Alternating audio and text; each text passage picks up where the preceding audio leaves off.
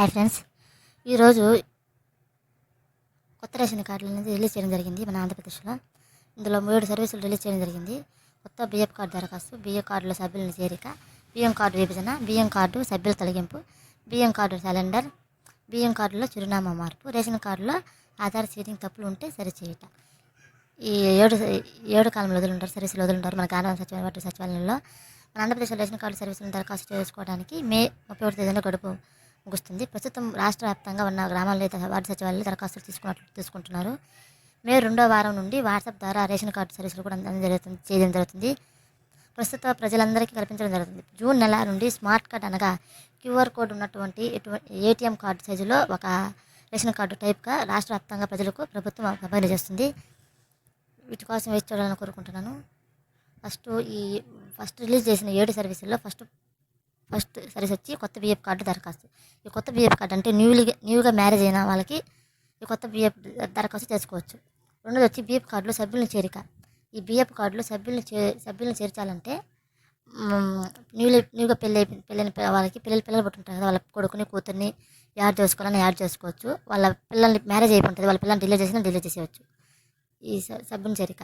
బియ్యపు కార్డు విభజన. బియ్యపు కార్డు అంటే ఒక ఫ్యామిలీలో వాళ్ళ కొడుకు పెళ్ళి అయిపోయిందంటే వాళ్ళ కొడుకుని స్ప్లిట్ చేసేసి పక్కన పెట్టేసి వాళ్ళ హస్బెండ్ అండ్ వైఫ్కి ఒక రేషన్ కార్డు, కొడుక్కి వాళ్ళకి ఒక రేషన్ కార్డు చేయడం జరుగుతుంది. బియ్యం కార్డు సభ్యులు తొలగింపు అంటే బై డెత్ ఎవరైనా చనిపోతారు కదా, వాళ్ళని బియ్యపు కార్డులను తొలగించవచ్చు. బియ్యపు కార్డు సరెండర్.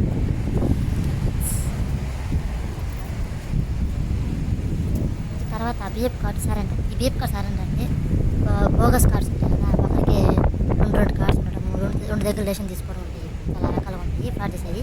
వీటిని కూడా సరెండర్ చేస్తారు. బియ్యపు కార్డు చిరునామా వారికి. బియ్యపు కార్డులో చిరునామా మనం ఒక ఊళ్ళో ఉంది 10,000 వరకు షిఫ్ట్ అయిపోయారనుకోండి, అక్కడికి మార్చుకోవచ్చు బియ్యపు కార్డు. ఒకటి రైస్ కార్డులో ఆధార్ సీటింగ్ తప్పుగా ఉంటే సరిపోతుంది. ఈ రైస్ కార్డులో Aadhaar card number, Aadhaar seating లేకపోతే చేసుకోండి.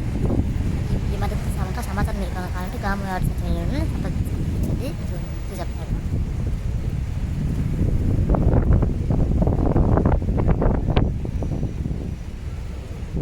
వీటి కావాల్సిన డాక్యుమెంట్స్ ఏంటంటే ఫస్ట్ వచ్చి కొత్త బియ్యపు కార్డు దరఖాస్తు. ఈ కొత్త బియ్యపు దరఖాస్తు అంటే న్యూ రేషన్ కార్డు.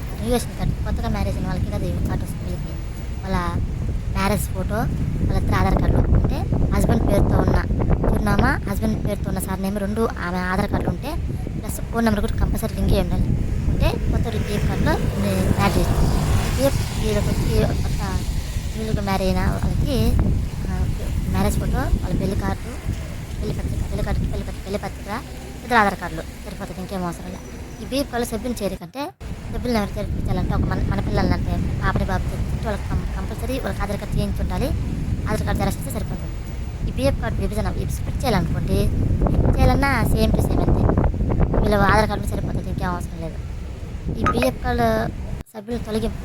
బియ్యపు కార్డులో సభ్యులను తొలగించాలంటే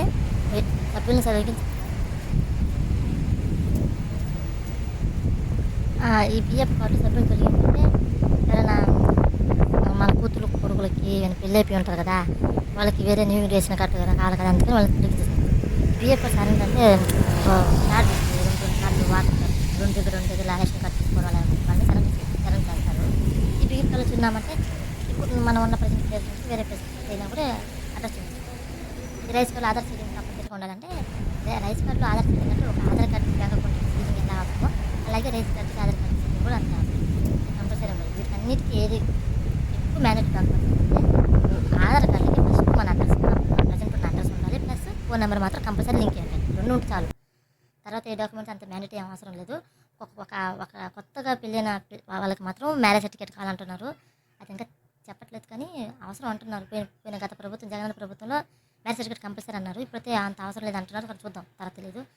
కానీ రేషన్ కార్డులకి మన ఈ మే 31 వరకు గడువు ముగుస్తుందని చెప్తున్నారు, కానీ ఇంకా క్లారిటీ లేదు. కొంచెం తొందరగా చేంజ్ చేసుకుంటే మంచిది అనిపిస్తుంది.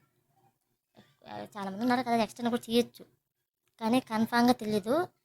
ఇంకా రాబోయే రోజుల్లో చెప్తారేమో అనుకుంటున్నా, ఎదురు చూద్దాం మనం మరి.